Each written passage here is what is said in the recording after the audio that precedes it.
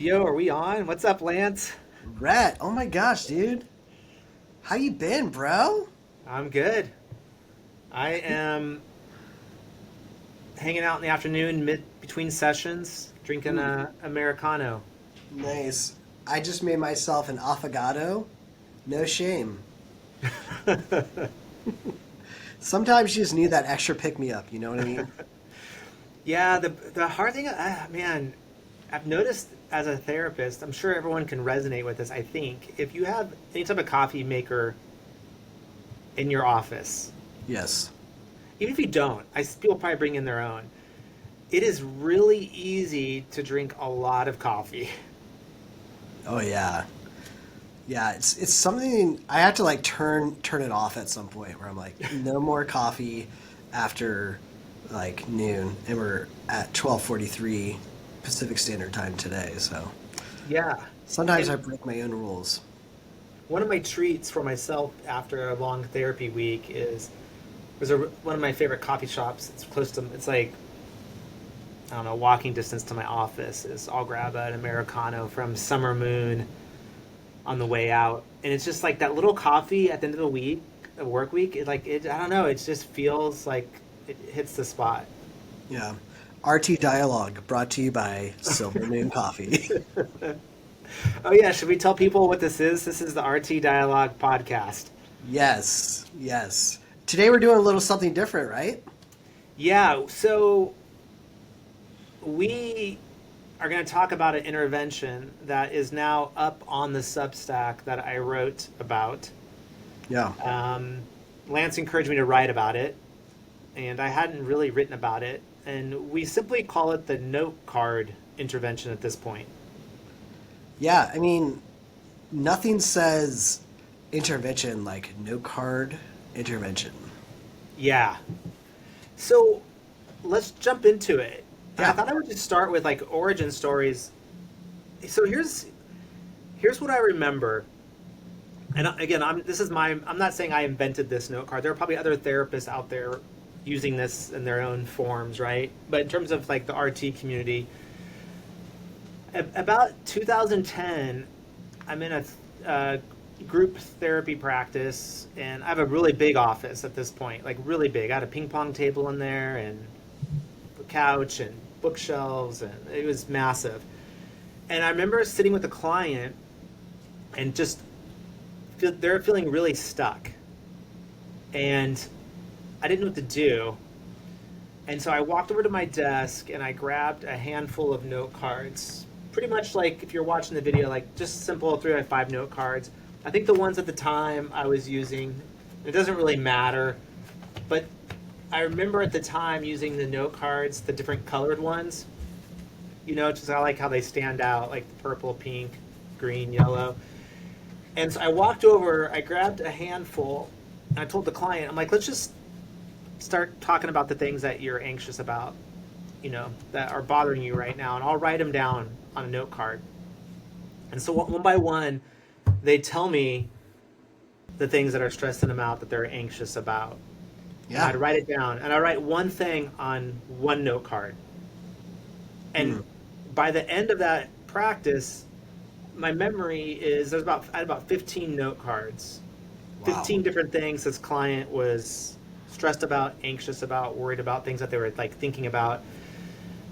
And I had that stack with me, and I remember getting up and just walking around the room and laying them out on the floor. And Like you're asked, taking no cards and you're just throwing them on the floor. yeah, not just chucking them, though you Well, could sure. do that. I just laid them out, and not in any order. I just put them in a kind of a smattering of places just around my office. And my thought was, let's just separate them so the client can kind of get a good look at them. I thought, okay, if we can get the thoughts outside of their head, like externalize it away from them, they can get a better like look at it objectively, and I can get a better look at it as a therapist. And so let's externalize it. And I don't think I had the language then. I do think I have it more now with the RT community, and that is for as a therapist, I was trying to sequence and like kind of organize my own therapy there. Totally.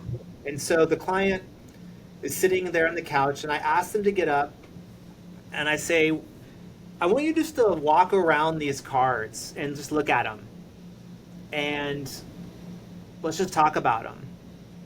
And I might be more instructive now as a therapist with that practice, but for some reason that client didn't have to do much. They just started walking around.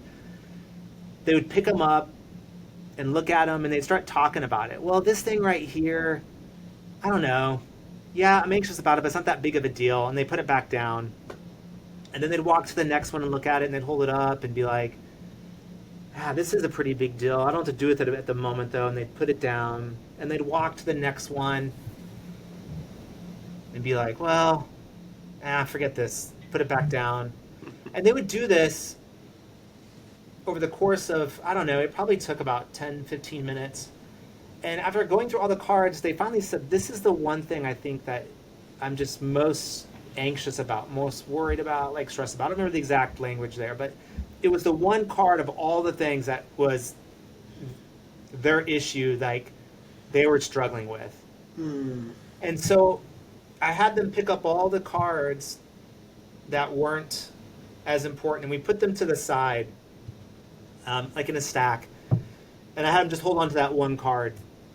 Wow. And I was thinking about it in terms of the exercise, even more now, is I think there's some power in seeing the other cards off to the side, in the sense that some of those stuff is still important, but we can't get to those today. We don't have the energy to them. But I still see them. I'm not going to bury them. I'm not going to pretend like they don't exist. They're still kind of over here on the side. And then some cards they just realized weren't a big deal at all, and we just kind of move them out of focus. But there's one card that is like the central theme. And I remember just in that session, just talking then with the client about that one specific thing, and just helping them kind of identify what are your next best steps then? Like, tell me more about this issue. What are your next best steps when you leave this office with this one thing? Kind of game planning it. Right. And that was super helpful for the client. And I remember thinking, oh, I haven't really done anything experiential like that before. And I started doing it off and on over the years, but it wasn't always in my room. I wasn't always doing it. It would just kind of come in every couple of weeks, and I'm like, oh, this would be a good intervention to use with a client. And it wasn't like a main tool. And then at the anxiety intensive pilot, our first pilot that I'm co-leading with Tanner Hargrove. And sorry, Tanner. I'm sure Tanner listens to this religiously. Yeah. And then Terry Hargrave. Sharon wasn't at this one. The first one was me, Tanner, and Terry. We had 6 clients, co-ed, doing a pilot anxiety intensive. And when we came up with the model and interventions, we decided I'm going to use this note card intervention on one of the days to help clients get the anxiety out of their head and look at what are the different things that make them anxious, help them kind of like organize themselves, help us as therapists organize and sequence. And so we did that in the first pilot intensive, and had people during, I think it was the afternoon of the second day, essentially just lay this stuff out on the floor and walk through them and kind of do the same thing that I described to you. And so that was like the genesis of it. And it's something that we then did in the first training at WindShape, which you were at. I was there. In November of 22. Yep. And funny enough, how life works, I laid all the cards out. Yeah, you're doing the intervention. I'm doing an intervention. You're modeling how to do this intervention. Yeah, which is, when you're teaching it, but kind of modeling, you're in that in-between space, kind of, where you're like talking, but you're also in it. Mm-hmm. And I laid a bunch of cards out, like 15 of them, I think, again.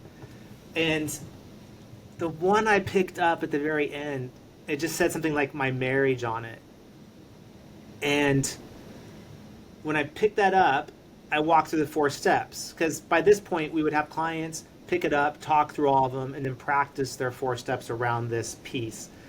And I got really emotional because there was stuff going on in my life at the time in my marriage, and I was really emotional.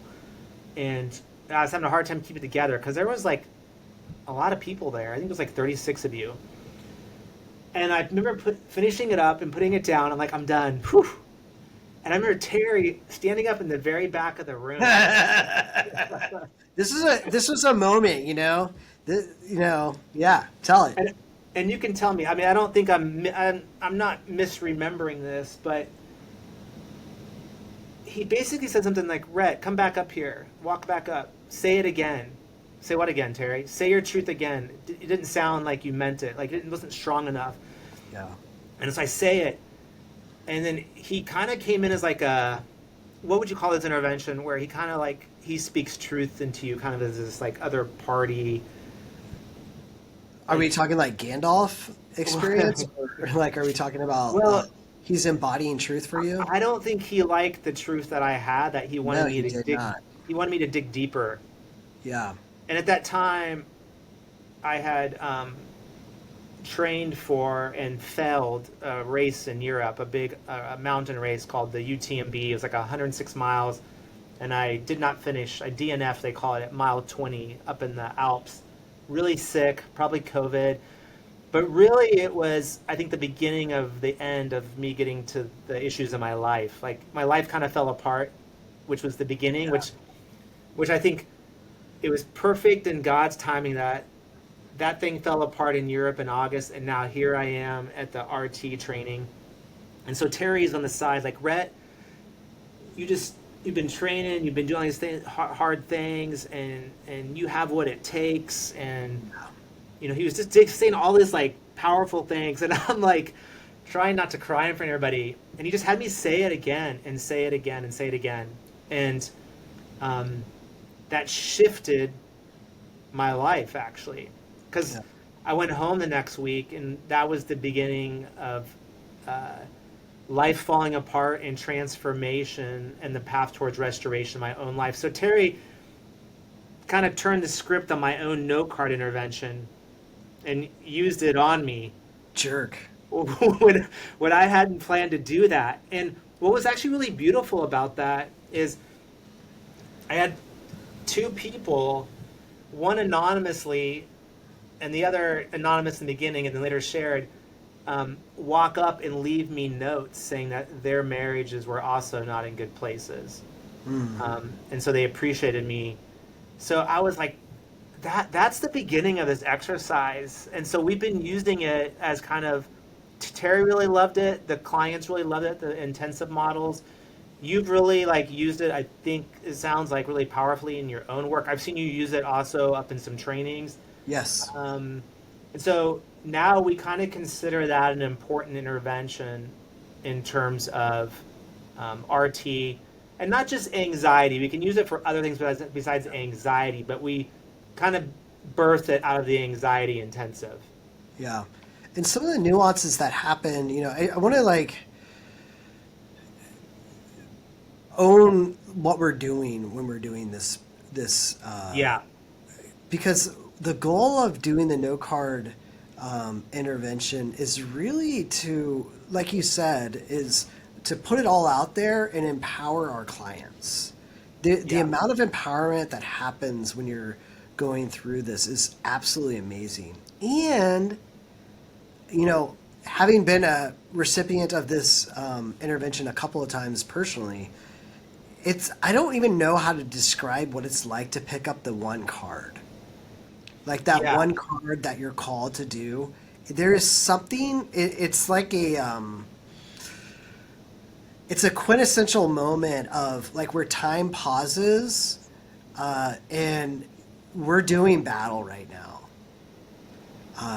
It's something, I don't even, it's been so remarkable in my own life to just even do this personally on my own place, but even with clients as they grab that one. And so what you do is, just so we're clear, you're going to have them, you said 15. Generally, the way I like to do it is 5 to 6. No, I agree. I think 15 was really wieldly in the beginning, but that Also, kind of was helpful for me to see how many things clients toss around in their brain at one time. Totally. But I think I agree with you. If you can say, here's 5 or 6 things. And now let me ask you this. Do you, I've had people pick them up one by one until they come to the one that they think is most important. So at that point, all the cards are in their hand and they're left with that one. Hmm. I've also had clients walk around and just keep laying back down the ones they pick up and talk through and then put it back down until they finally come to that one that they're like, this is what I'm going to hold on to. Right. I think the thing that's really important is the laying out part that you named. Like when you're looking at them all in front of you, and you'll see it on the Substack. You have this picture of all these cards on the ground. When you have them all in front of you, I think that's the most important thing. And then whether they kick them away or they put them aside, it's just this empowerment step of dealing with the one thing. Yeah. You got me into Cal Newport a while back. And Which book? We've got deep work right here. yeah, and he really names this thing of like really like focused work is so important, and I think that's what we're doing is we're doing focused work on the thing, and then this is a 4-step intervention too. I think Yeah. sometimes it gets goofy trying to figure out how to get people to say their 4 steps. Well, if you need a good 4-step intervention, the note card is the one to do. You just have them lay them out and just name, like, what are you stressed out about right now? Just name 5 things that are on your mind. And then they pick it up and they drop them all down. Sometimes they describe them. I don't always have them describe them. No, but I have found sometimes when people talk through it out loud, Yeah. they they're in a position of like authority in their own life, speaking in their own life, and it's a really empowering place for them to decide on their own as they talk through it. Like, you know what? No, this is not that important. I'm going to move on to the next one. But That I is agree. so powerful. Yeah. Yeah, when they pause there and they're like, "Yeah, I don't need that. I'm fine."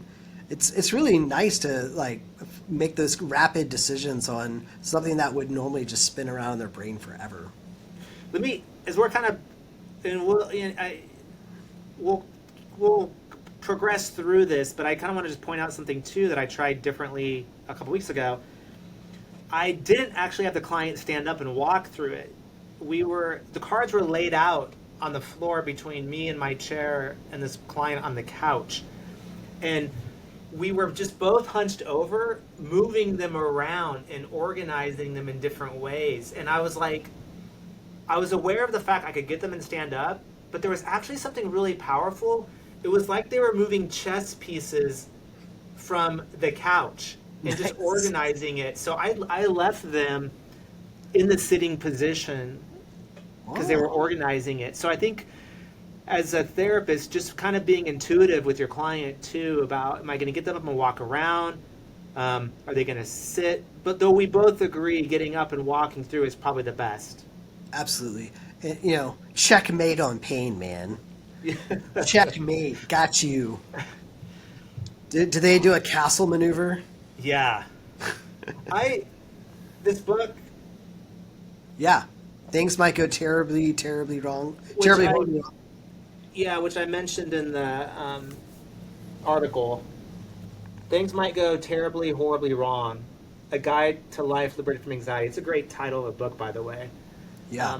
by Kelly Wilson and Troy DeFrini. I just mentioned this book because I think the note card was birthed out of me learning some of their interventions where they encourage clients to sit in the ambiguity of anxiety, meaning to be able to like talk through it and befriend it and learn from it, be curious about it. Yeah. And there's something about writing stuff down and looking at it and walking around it that allows you to kind of sit in that ambiguity a little bit Yeah. and not feel like it's so scary because you're there, you're a guide, you're helping them.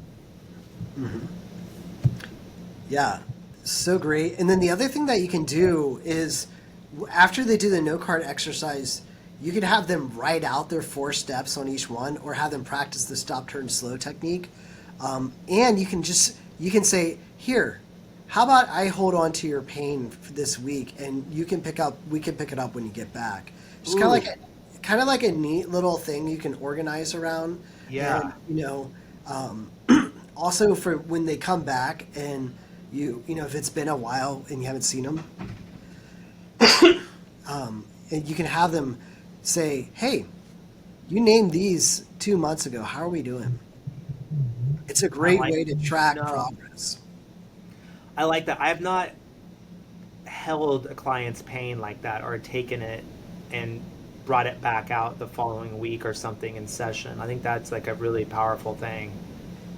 Absolutely. Just Yeah. that position of like, I'm going to hold this for you.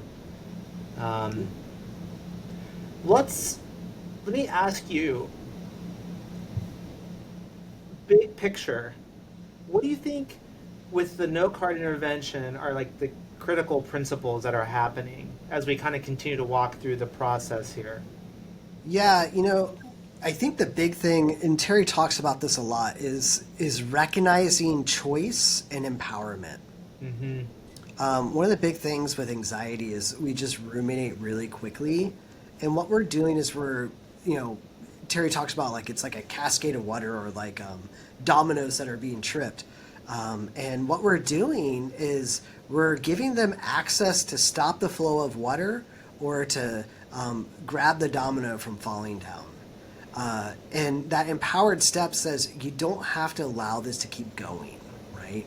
By externalizing this and not having it in front of you anymore, we can now slow down, like pause the clock, or pause this tape. I don't know the right term here, but and deal duty with what needs to happen right now. And I think that's one of the big thing with mindfulness is like it's allowing yourself to be like mindfulness isn't just like sitting and thinking, but there's this ability to be present with your pain and what's going on inside of you in the moment. Yeah, I think getting the cards, the thoughts out of the paper is a great Yeah, way to like externalize and to look at the pieces, which I do think is a position of like empowerment, totally. right? And I like the idea of when you walk through the cards and pick them up, it's learning you, I think, to I don't know if the word is encounter, to sit with your feelings, to recognize your feelings, to process your feelings, to talk through them. I find that to be really, really helpful. Um, It's it's go also ahead. like an easy way to get people clients to stand up. I think one of the big things that Terry always encourages us to do is when you don't know what to do, stand up. That's the courageous step. Well, now you have something to do when they stand up to say, "All right, let's fill. I want you to stand up and look at these note cards." This is like an easy thing that Yeah.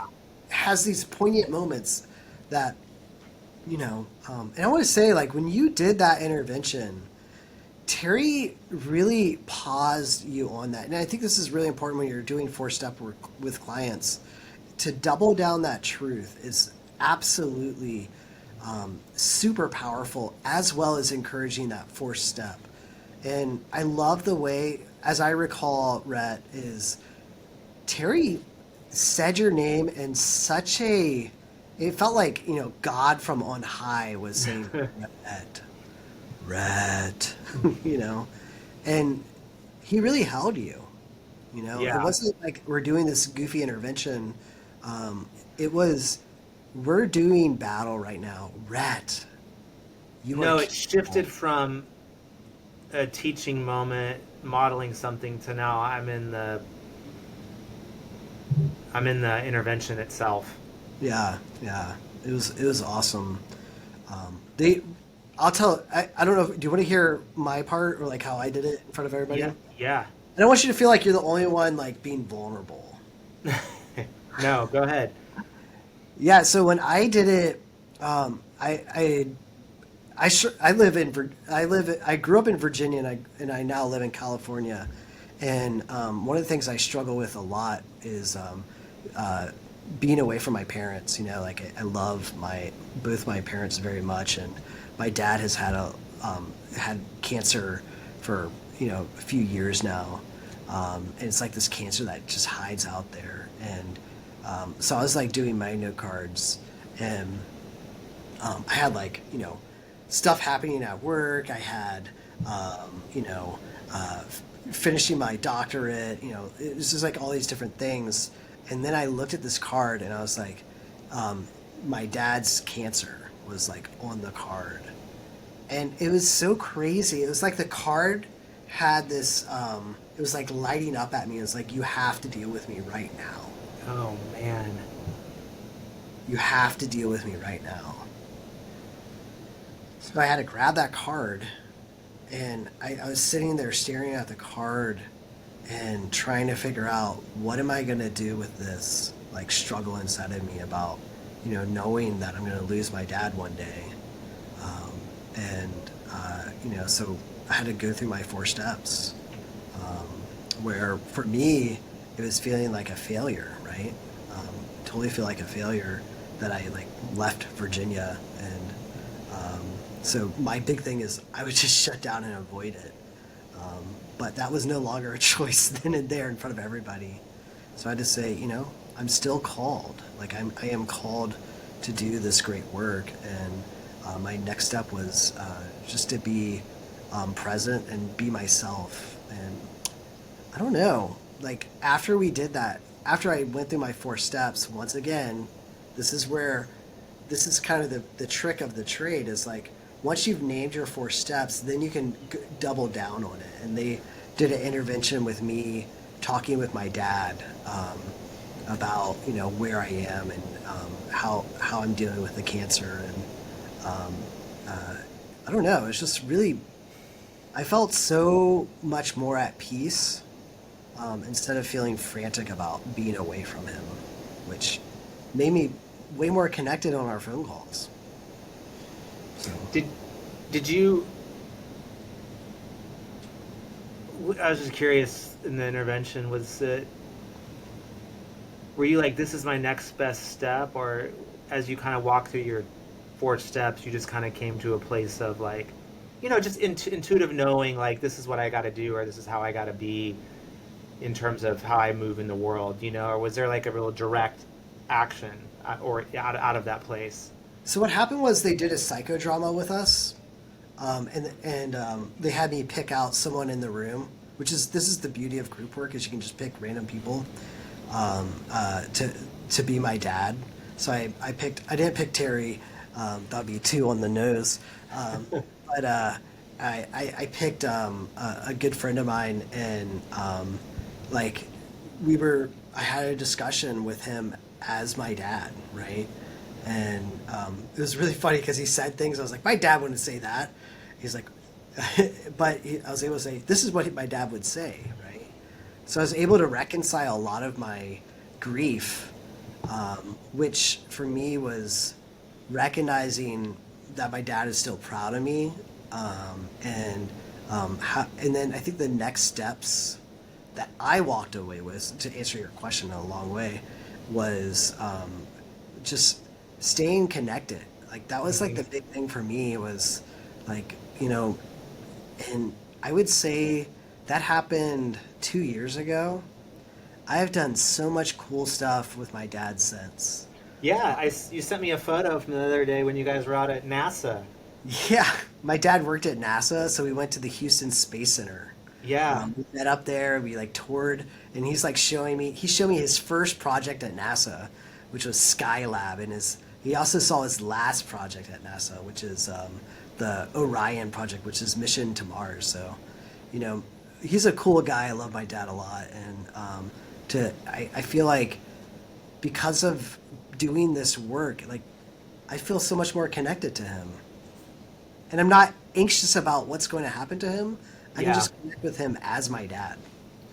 Yeah, it's not lost to me that you and I have both been profoundly impacted by a note card intervention, which led to my own journey of restoration and just a beautiful place in my marriage today that I love. But it all started with, it almost is like the note card intervention itself is a tool that we think is very helpful, but there's a lot of flexibility to it. Yeah. In terms of opening up other avenues, like you just mentioned, that led into a psychodrama. Right. Right. For some clients, it just leads to when they walk out of your office, have the 4 steps, they know like when they leave, this is their next best step, which might be, you know what? I'm going to go home and go for a run because that's taking care of myself and that's what I need right now. Yeah. Or, you know what? A couple of days from now, I'm going to sit down and have this conversation with my spouse because that's what I've identified here in session today. Yeah. Or sometimes it may be I just needed to sit with this and identify what it was and to process it and to be present to it in this moment. Yeah. And I think it's such a gift. I always think of like, in Star Wars, like where Luke is learning the Force. He's like with Yoda. There's like this. He learns how to use the Force, and then there's this moment where he goes into the cave, right, in Dagobah. Sorry for all those non-nerdy people out there, but when he goes into the cave, he meets his arch nemesis, Darth Vader. And as he kills Darth Vader, as he has this battle with Darth Vader, like underneath, as he kills him, he sees himself. Like it's like this amazing battle where he recognizes the battle that he's dealing against himself, amongst other things about not going to the dark side.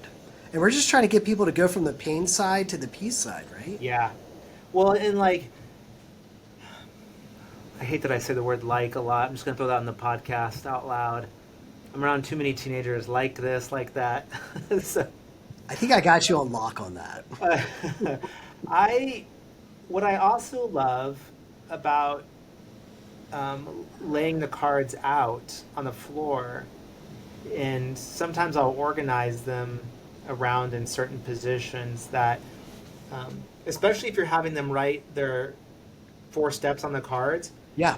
it's just transitioning from pain cycle to peace cycle, transitioning from the old self to the new self, right? Yeah. And something I do, and I put this in the article, is sometimes, because I have these hula hoops in my office that I use as kind of boundary markers of differentiation when I'm working with couples or not with couples. And sometimes I'll put the one card inside the hula hoop where the client is, and all the other cards out there just kind of signify this is your place, your stance of where you need to be, that you've identified, to empower yourself to work on this, to move from pain to peace. And these other things out there you don't have any control of right now, or they're not important to you right now, at least in terms of what you've identified. And just being in that space physically, I think can help them recognize, oh yeah, those things out there, I can't get to them right now, or they're not that important, or I don't have control, but this one thing that I'm standing on top of or next to inside the hula hoop, this is what I'm working on. And you can just be so creative in the therapy room with the note card stuff. Love it. And then they can do the hula afterwards. Yeah. And if you don't have note cards, which, they're super easy to buy and cheap, and I've also put a link in the article. I'm trying to reduce waste in my own office. There are Sharpie Expo type erasable note cards that you can purchase also. So, oh yeah, you can write on those and use them in multiple sessions. Now you can't send them home with the client, which sometimes I send the cards home with the client. You know what I do? I have them take a picture. Yeah, that's great too. And if I don't have cards, like I've used paper, and I've written on pieces of paper and ripped the paper in little pieces and scattered the little pieces around the office. So I think you just utilize whatever's around you. Man, Rhett, I wish we lived closer together. I'd love to see you in the flow. Well, just because you and I have been bantering about this exercise intervention, and yeah, I appreciate that, Lance. I was thinking I'd like to go surfing with you. That'd have been awesome. Yeah. We'll have to do that. Yeah, I mean, that's like literally you're choosing your wave or you're choosing your card. We're Yeah. My brother-in-law and Lance used to go surfing before seminary class. Yeah, before class. Back in the day. This is before I even knew Lance. Yeah. And then I'm like, oh, we kind of have a connection here because Lance is friends with my brother-in-law. Yeah. Small Drew, world. dude, Drew is freaking, that guy is amazing. Drew's the It's, pastor at Bel Air Pres. yeah, Um, Good dude. We'll have him on the podcast sometime can't because he's wait. into RT also. I what I wanted to say, but I didn't want to skim by the fact that I appreciate your comment about it would be cool if we lived closer and could do some Yeah, fun stuff together. Let's let's just sequence for the listener yeah, if they wanted to kind of walk through the exercise with the client in the room from beginning to end, what that looks like, yeah. Step knowing one, there's lots of flexibility within it. yeah. So step one, hand them how many note cards? 5 to 6. What do you ask them to do? You ask them to write down on each note card um, what, for example, if we're dealing with just anxiety, I might have them write the 5 to 6 things they're anxious about. If we're not even talking about anxiety for example, I might write what are the 5 to 6 most important things right now that you feel like you're dealing with in life, the 5 to 6 big issues, and you write them down you have them write them down on one card apiece. One card And apiece. there are times where I'll write down stuff also sometimes, but what we've found it's really powerful for them to write it down themselves on a card. Yeah. So you write it down on the note card. Yep. Then after they've written it down on the note card, what's the next step? I well, I typically will take the cards from them and lay them around the floor because I kind of like want to spread them out in certain ways. But I know too, right? Have you had clients lay them down themselves and spread them out? Yeah, when I do it with a group, I have them do it themselves, but Yeah. I think the key is lay out the note cards. Either you do it or the client does it, and then have them talk through each one. Yeah, and I like to have some spacing. If you have a big enough office where they can kind of walk through them and look at them. So yeah, that's the next step. Yeah. So then, what are you encouraging them to do next as they're looking through these cards? I encourage them to. I actually use this language like listen to their gut, feel the energy in their body when they come up against a card, and to pick it up and just to look at it, be curious about it, ask questions about it, and I'll say just talk through how you feel about this.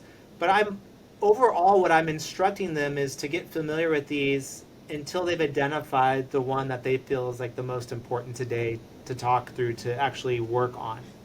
Yes. They pick the one that they're going to work on. So they pick up that card, right? And then, sometimes I'll hold a card in front of them. Yeah. And then once they've picked up that card, what do you ask them to do? Well, once they pick it up, I ask them just to talk it through with me, like what's going on with that card. Describe that situation to me. How do you feel about that situation? You might use a different prompt. Is there something you say specifically? That's perfect. I think the goal is that you're trying to get them to manifest the feeling going on inside of them. Yeah. How does that feel? You could get into the emotions. What's that like when you pick up that card? What are you feeling? I've never had a client just once you do this exercise, it's not like we put them all on the floor and they go straight to the one. It's like there's this intuitive sense that they want to look at them and like walk through them. And I don't think that just comes from our instruction. I think there's a sense of like I want to like look at the pieces. Yeah. So they look at the one, they pick the one, and then you have them talk about it. And then the goal is this is an intervention. So we want them to practice. This is like the big practice theme. So we want them to practice one of two things, right? Either do your 4 steps or practice the stop, turn, slow, right? Yes. Yeah. And we've talked about stop, turn, slow in a previous episode, but do you want to just say real quickly what stop, turn, slow is? Yeah, so stop, turn, slow is basically what we do is we stop, and which is we don't want to continue down the flow, so we've named the one thing, and we look at that, we breathe, we name the trap, right? What's that thing that's internal, external? Is it a sense of feeling unsafe or a sense of feeling unloved? Once you name that trap, then we turn towards the truth, or what's the thing I need to know in the midst of this. And then you want to make a slow step towards that healthier next step that you can do. Yeah. And so stop, turn, slow, and the 4 steps are two different things. Hmm. Um, we got a lot of confusion at the anxiety pilots and intensives because it was a fairly new intervention, the stop, turn, slow. But those are two different interventions you can do at that moment once they have that one card in their hand. But the cool part is that happens is when they start to learn how to use it and when to use it, which is what I love, right? Like, oh, this is definitely discipleship type stuff. This is like this is like new, changing my mindset type of stuff, which is doing 4-step work, right? Yeah.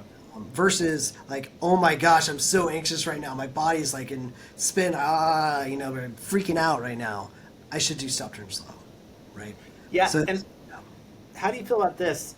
Sometimes after I've done that, especially if it's earlier in a session where we kind of have this like experiential moments and they've identified that one thing might be new to me a little bit and new to them to recognize it even. And mhm. so we might just stand there and talk through it. I might work on some more insight around it. We Yeah, might sit down for a little bit and they kind of move into that different position and I gather more information because that's maybe the first time they're like, this is the thing.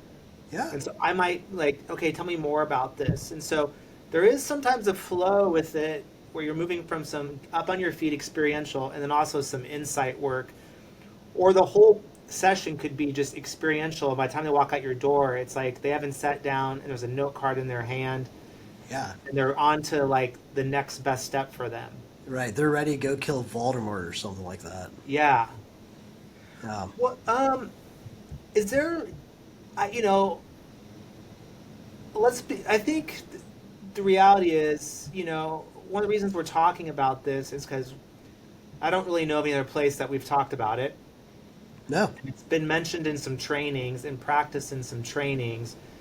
And so you and I are kind of just, we've thought through this a lot. I've written about it. And so there are pieces we're still putting together. It's a work in progress, I think, in many ways. And so I, I'm just going to put this out there. I would be curious to, if anybody has found success using the note card intervention Yeah. and some really cool ways that they use it within the scope of RT and what we're trying to do, I'd like them to reach out to us or leave some comments in the podcast or email us at restorationtherapydialogue@gmail and just tell us about that because, I think there are ways that we can even improve this intervention. I agree. I think there's a lot of it's we call it the RT dialogue, not the RT monologue. We're here to learn from one another in community. So we're so thankful for everybody that participates. Although you and I are some of the best at monologuing. Lord help us. Yeah.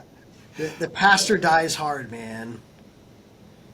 Yeah, I was thinking, and we won't go on too much, but I'm like, I've been noticing a lot of episodes, all of the former pastors, now therapists. We gotta do an episode on that someday.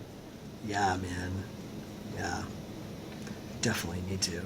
It's like, Well, anything else to say about the note card intervention? Or you think that about covers it for now? I think I just want to say thank you. This is such a great intervention. I think it's such a gift to the RT community. Uh, One of the things that where people struggle is 4 steps. How do I get people to do their 4 steps? You know Yeah. what? One of the best way to get people to do their 4 steps is to have them face the things that trigger them. So put it in front of them, make them do it. They'll start using it in real life a lot more. Yeah, and like it's cool. It's. I mean, that's really thoughtful that when people thought of the note card intervention, Terry's like, oh, this is Rhett. Rhett thought of this note card intervention. I think because I used it at the pilot. But the cool thing about therapy work is we're just building on everybody around us we've come before. And so even though I have this memory of utilizing this note card, it has to be something I read or picked pieces up together and then just got inspired that moment. And so it's cool that you and I can be a part of a community where we learn something, we practice it, we pass it on, people tinker with it, make it better, improve on it. And we just have all these cool tools within the RT community. A lot more that we need to discuss in further podcasts as well. Totally. Dude, All right. great talk, bro. Look forward to the next one. Yeah, Lance, it's good hanging out as always. Always. Cheers. Cheers.